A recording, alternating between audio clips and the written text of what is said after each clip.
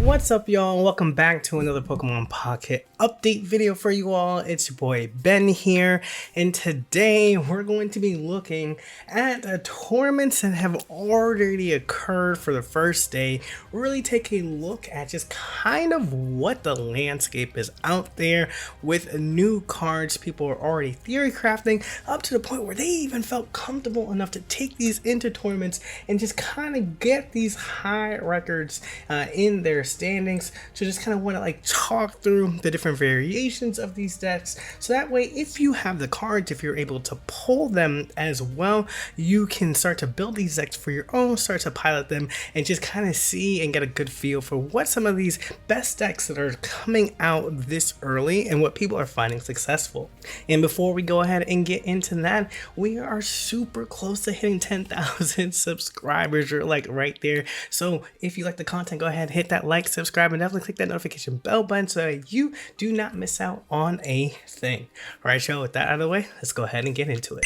So up first, we have All-In Charizard EX, really making use of this rare candy. As we kind of like get through these decks, they're definitely going to look and feel different with the introduction of rare candy into the game, breathing new life into stage 2 Pokemon that we once thought was like pretty hard to ramp up into, and then and rare candy essentially are like making stage 2s, those with like early attacks, being able to be a lot more viable. So here, going into that, this deck went, I believe, 7-2. And so with that here, this is what this deck comprised of. You're going to see a lot of this 2-1-2 line. Like right now, people are still playing around, people are still optimizing to see if that's the best ratio, but it seems like it's giving you the best opportunity for you to be able to draw your basics when you need to. You have 3 opportunities here with the rare candy, and then obviously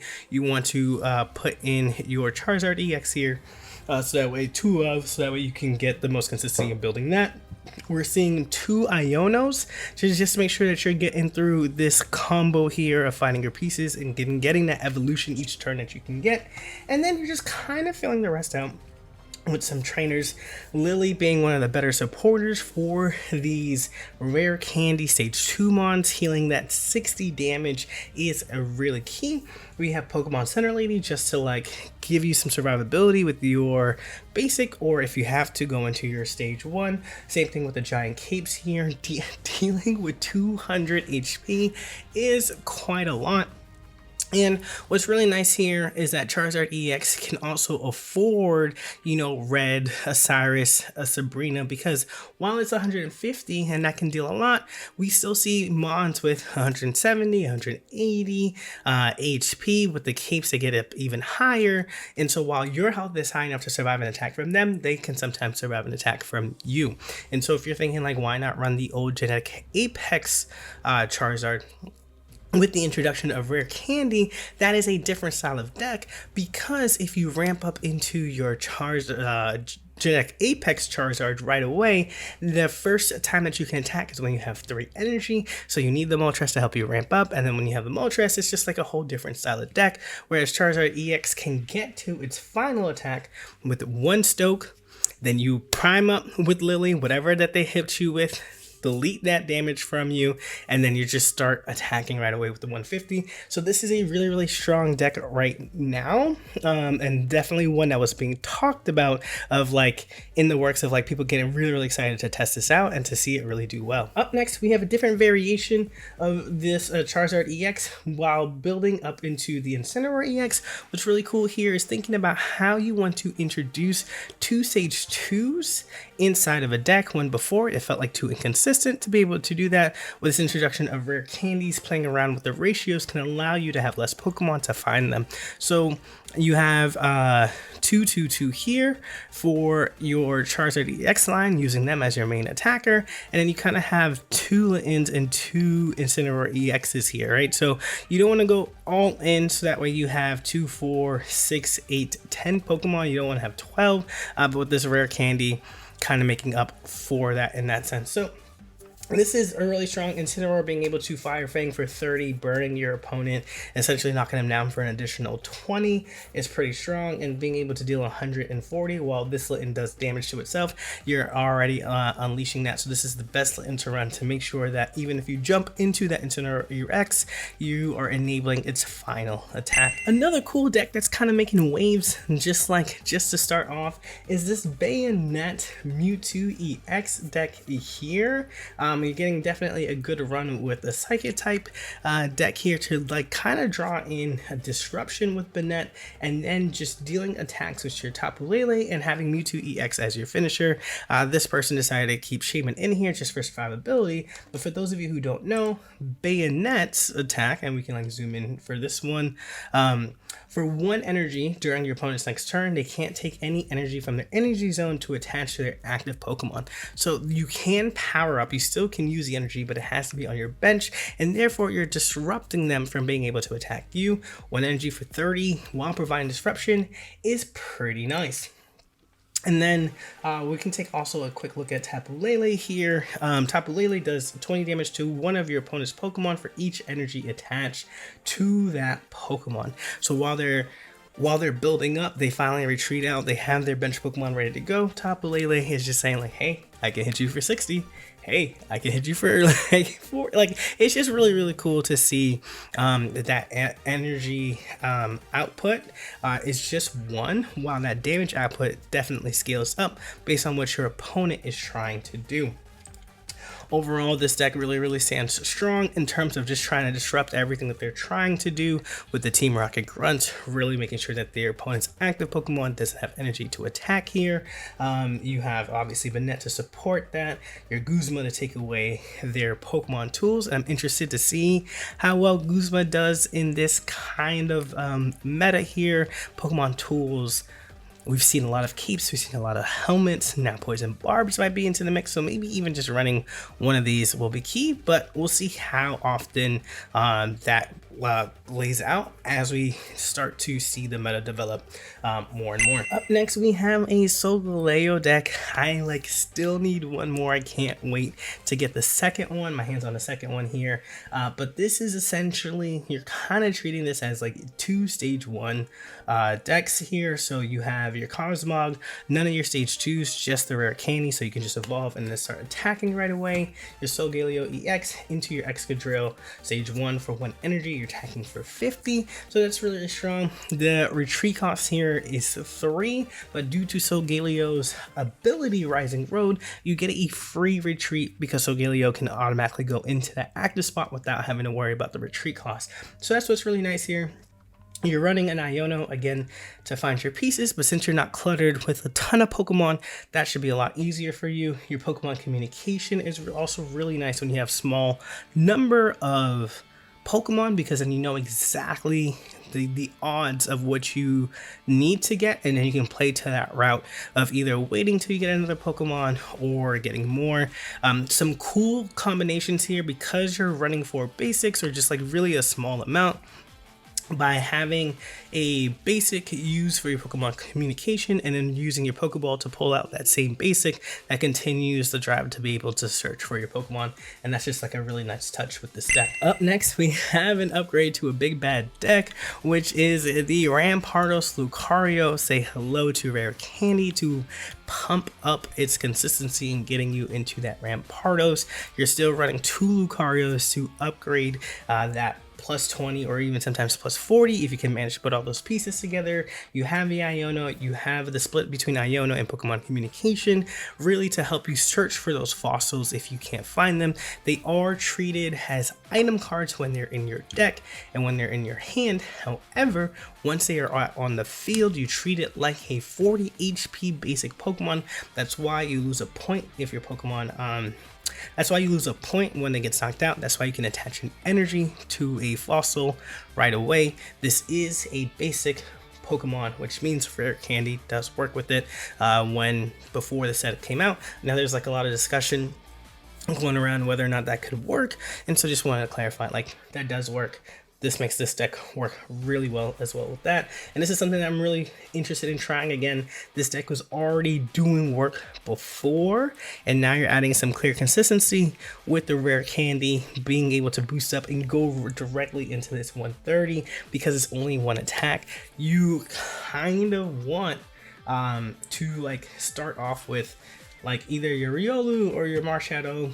Probably your Riolu so you can attack early, but having that Skull Fossil and then being able to jump into that rare candy, retreat out, it just looks like and feels like magic here. This deck did really well, went 7-2. Up next is a deck that went 6-2-1 here. It is a Decidueye Lurantis deck, opting out to choose not to include any of the stage 1s for Decidueye, so no Dark Tricks here. Really interesting. Wonder if you could use the Dartrix instead of the Poison Barb here, but that's definitely a choice and something that I would have to test out for myself of whether adding that stage 1 Pokemon is there or if it's better to keep the 8 Pokemon as is. They did have 6 wins in this early tournament, so that's like really cool and noteworthy. Leap Cape for the grass type Pokemon is really big. Having an extra 10 points towards your health goes far. Decidueye jumps up to 200 health. Lurantis jumps up to 120. And the Lurantis here has Petal Blizzard, which does 20 damage to each of your Pokemon, your opponent's Pokemon, which means that Decidueye's Pierce the Pain that deals 100 to a Pokemon that has damage on it is now online because Lurantis has been able to deal damage to the entire board. So that 1-2 punch here is really strong.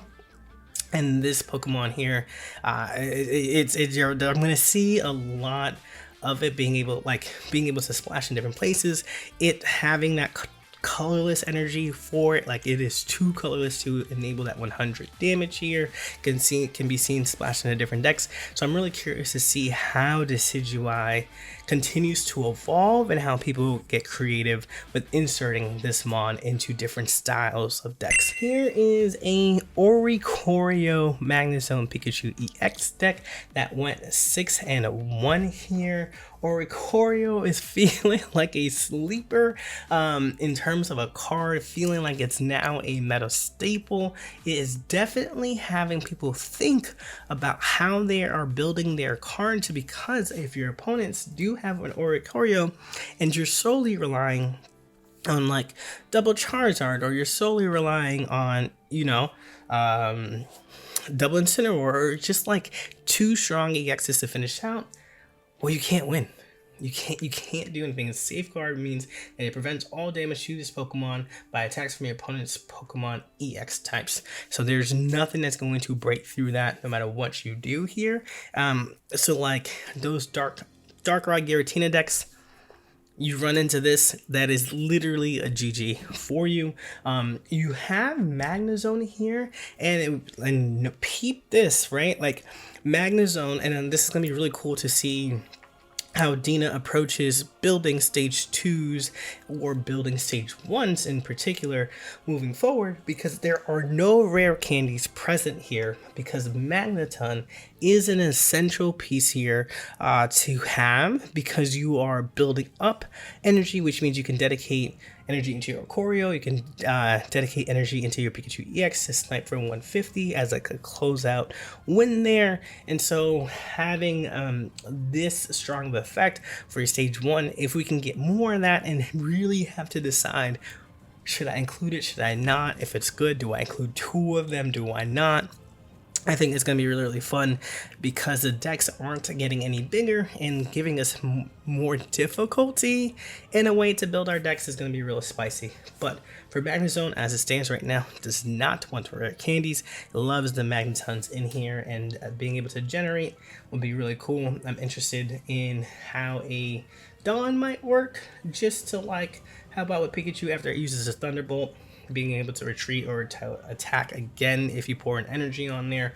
But either way, this looks like a really strong build. And the last deck that I want to show off here for things to pop off is an all-in Beedrill EX deck. And this is a type of deck that answers the question, what do we do if we run into the Oricorio EX? Because you have, depending on what's in front of you, depending on if you're going first, depending on if you're going second, depending if your opponent also has an energy advantage in terms of like there are a rare candy mon that likes to go first, and so like you need to keep up with the speed. Beedrill is a very good spot here because Nani X attacks for 70 for 1 energy, and Beedrill EX attacks for 2 energy for 80, but taking away an energy each time.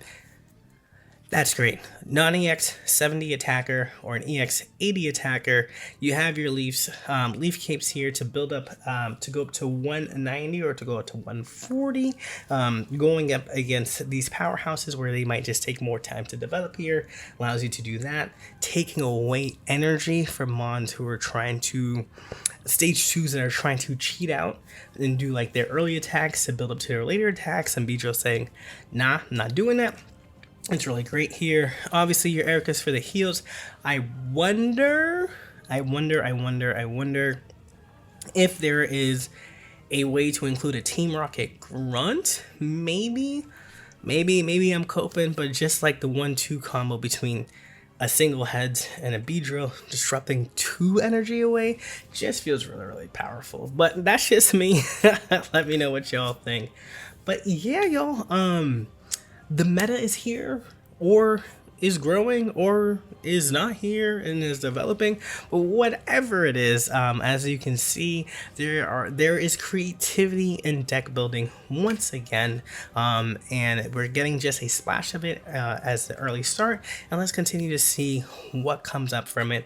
And as always, I'll make sure to bring that to you so that way you can stay on top of everything here. All right, y'all, if y'all liked everything, y'all know the deal. Hit that like, subscribe, and click the notification bell button, and until the next one, we'll catch y'all. Peace.